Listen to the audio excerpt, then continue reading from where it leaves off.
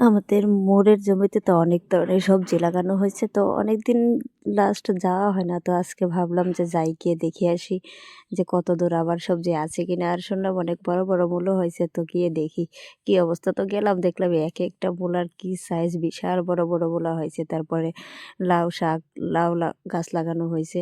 তো আমি সব কিছু ঘুরে ঘুরে দেখতেছি আর মূলা তোলা ট্রাই করতেছি। তুলতে গিয়ে তো অর্ধেক আমি ভেঙেই ফেললাম। এই যে অবস্থা, এত বড় মূলা যে আমি টাইনে উঠাতেই পারি না। তো কি আর করার, যুদ্ধ করে কোনোরকম একটা উঠালাম। তারপরে নাতাশা বলতেছে যে, "ভাবি দেখি আমি একটা উঠাতে পারি কিনা?" তো ও গেল উঠাতে। ও যুদ্ধ করে ট্রাই করে দেখলো যে উঠাতেই পারল না। ওর পাশাপাশি ময়নাও দেখতেছে যে ও উঠাতে পারে কিনা। এত বড় বড় বিশাল সাইজের বলো, আর সব পাতার মধ্যে কাটা, যে উঠানোই যায় না। তো ওরা দুজন মিলেও চেষ্টা করে দেখলো, উঠাতে পারল না। তো আমি এই পাশে এসে দেখলাম আবার সুন্দর সুন্দর ধনেপাতাও হয়ে আছে। আর ধনেপাতা তো আমার বিশাল পছন্দ। তো আমি এখানে এই ফাঁকে বসে বসে কটা ধনেপাতা উঠায় নিলাম। যে দেখি আজকে কি, কি নিয়ে যাওয়া যায় এখান থেকে। অনেক রকমের তো আছে অনেক কিছু। তো এই যে বিশাল সাইজের অর্ধেক, অর্ধেক করে ভাইঙ্গে, ভাইঙ্গে মূলো উঠালাম। তারপর দেখলাম যে কিছু পালং শাকও এখনো রয়ে গেছে। তো ভাবলাম অল্প কটা পালং শাকও উঠায় নিই।